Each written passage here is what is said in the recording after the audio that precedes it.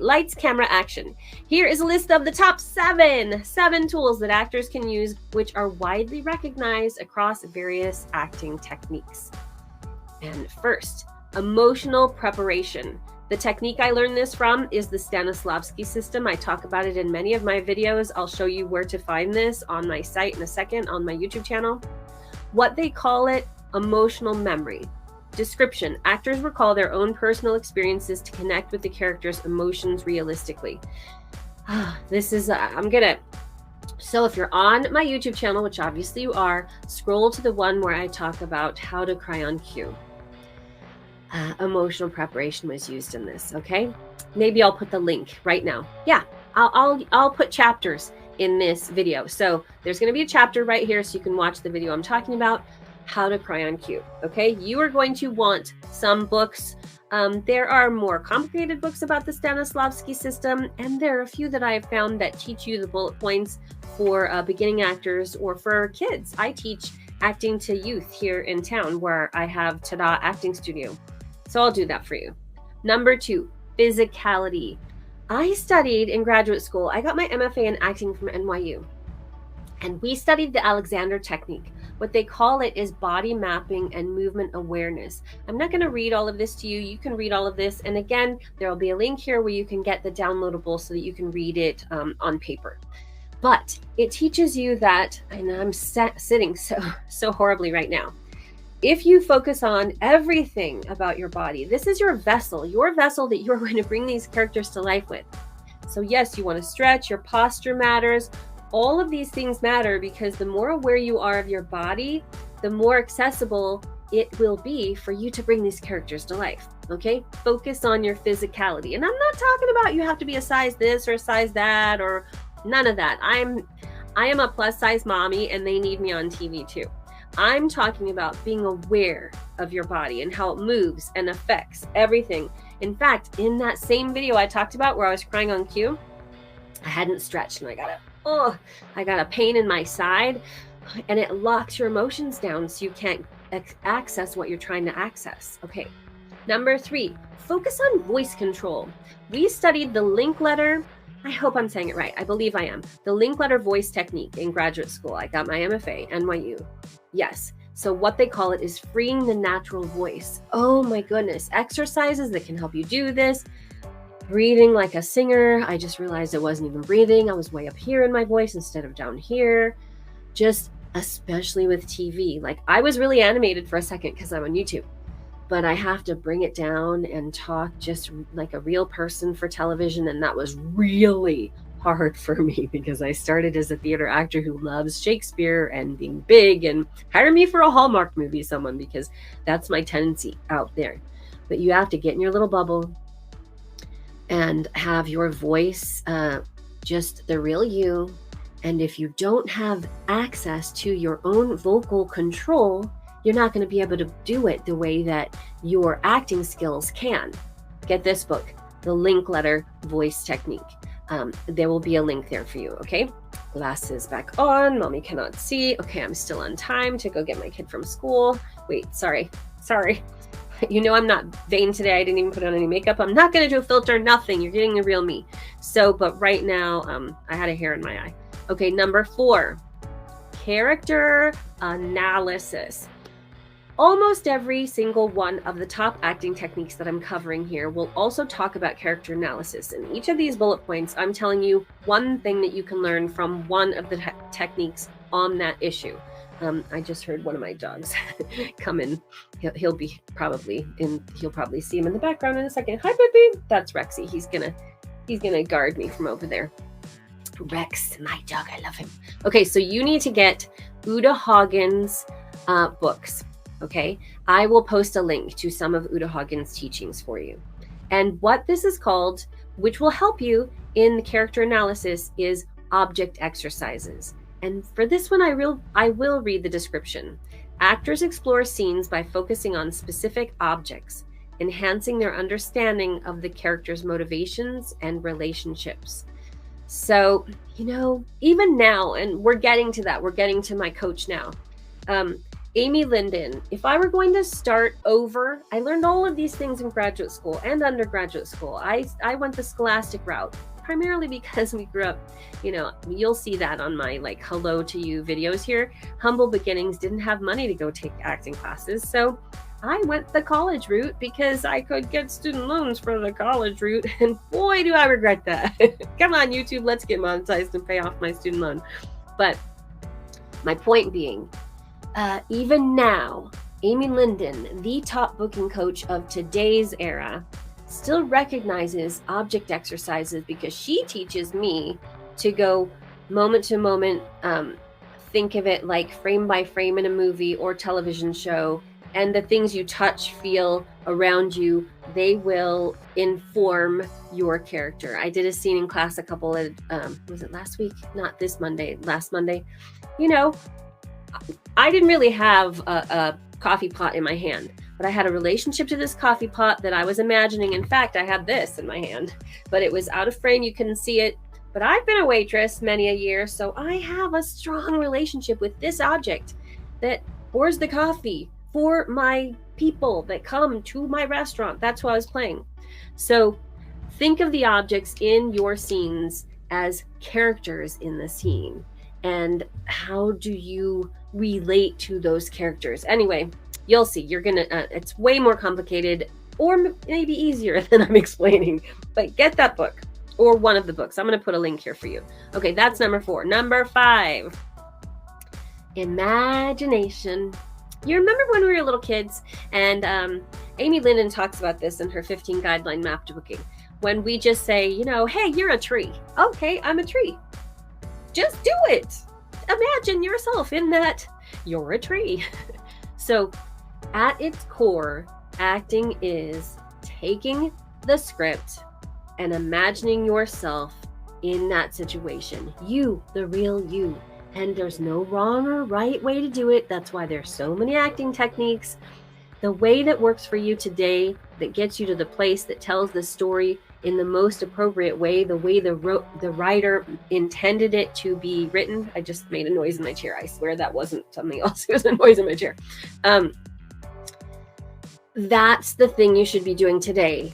But what matters is your imagination. The more you dive into your imagination and bringing that character to life, the more we as the audience will go on that road with you. Or myself, if I were the casting director, I want you to make me feel something when you're in the room and take me on that journey with you. I'm not a casting director, so but that's when I have booked the television roles. In fact, on here somewhere at the top of my channel here on IMDb Pro, there's a link to my IMDb page. Or no, on the top of my channel here on YouTube, there's a link to my IMDb page. And you'll see the various TV shows I've been on. But the times that I booked those jobs, I was so dialed into my imagination. It was as though it really was me living and breathing. In fact, when I booked Strong Medicine, where Rick Schroeder saved my life, we did that scene again and again. And the casting director said, oh, we're going to do this one more time. Are you okay? And I was like, yeah, I'm good. And I just kept reliving it and resetting to one. You have to find a way to let it go at the end. I'll talk to you more and more about all of those things the longer we're together here on my channel. But I learned this from, let's see, Michael Chekhov technique, what they call it, psychological gesture description, involves creating physical gestures that embody a character's inner life, helping actors access emotions and intentions. Okay, so in that day, my physical gesture was I was supposed to be pregnant. I was patting my baby on my belly. I promise you, every time I touched this belly that was only made of cookies, I believed that there was a baby in there. And I could do right now and just choke up because I think about my own baby I gave birth later in life. Oh my goodness, this is like affecting me right now. I'm going to stop rubbing my belly. It's a little weird. But physical gestures, build that in, okay? It's going to help you. I promise you, it's going to take you out of worrying about whether or not people are watching, what they're thinking, whether you get the role. You're not going to care. You're going to be so dialed into your imagination. Okay, that's number 5. And is this number 6? Let's see. Number 6, that's still number 5.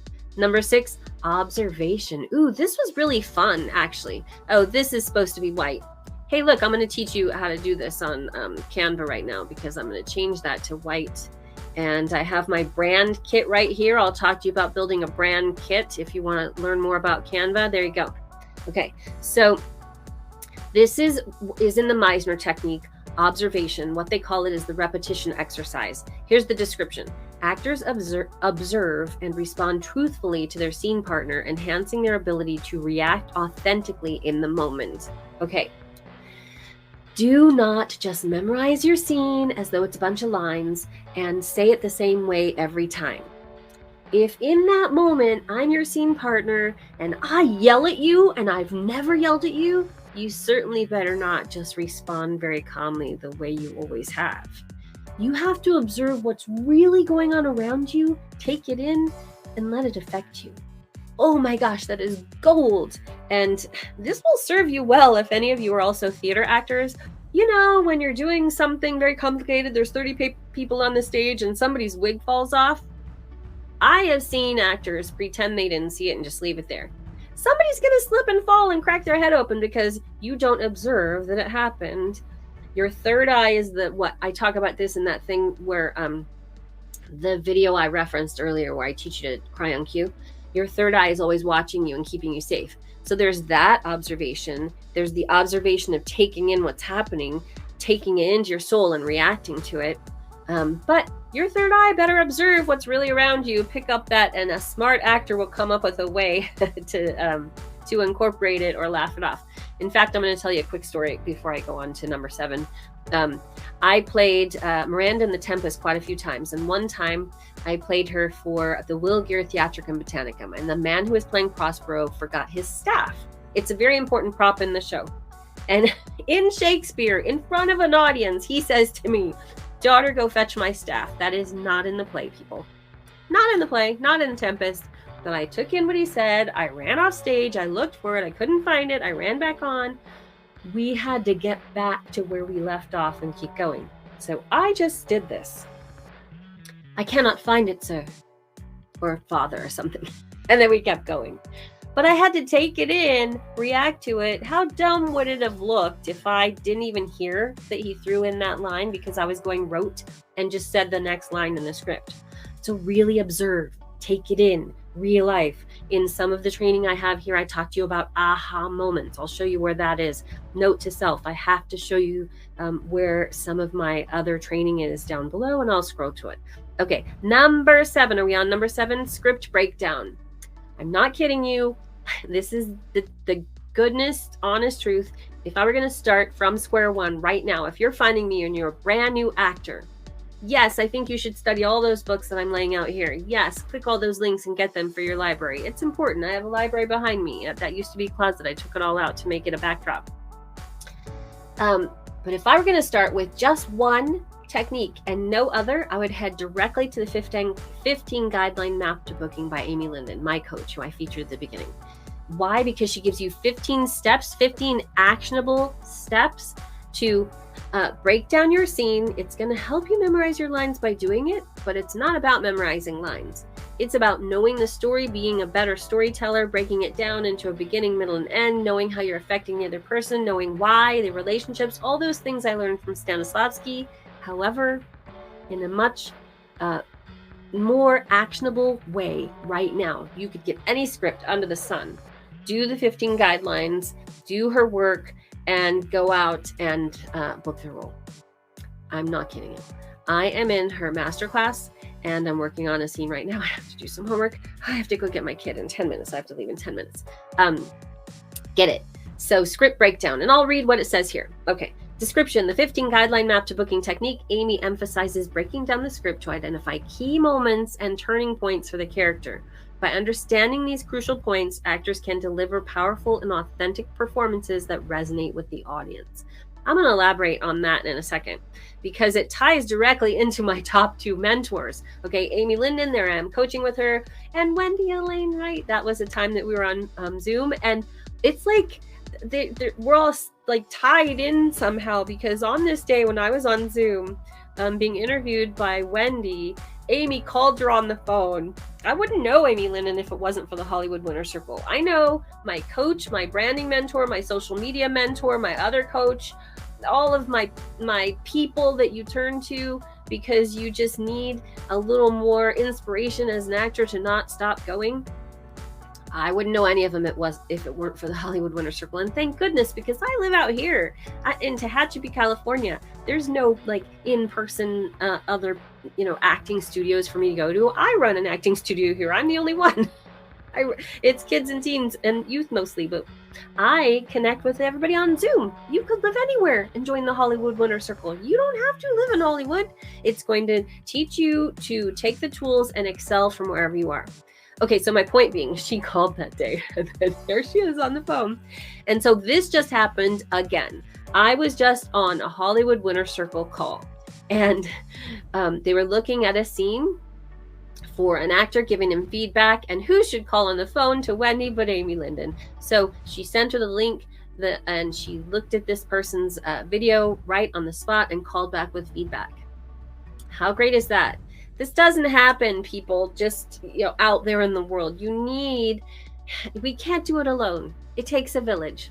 I'm not speaking in full sentences, but you know what I'm talking about. Okay, now I feel like I'm on the clock because I have to leave here in 10 minutes to go get my child to go have Mommy Fun Friday. We're going to have Mommy Fun Friday. So the last thing I want to show you, I've been talking a lot this month about the Hollywood Winter Circle because I'm in the middle of an HWC takeover. What that means is that I'm an affiliate, and I'm sharing my affiliate link. Oh, you can see Rex. You just see his little feet. I'm sharing my affiliate link for you all month. I have $100 off code for you. It is affiliate 100. Okay, put that in when you join. It's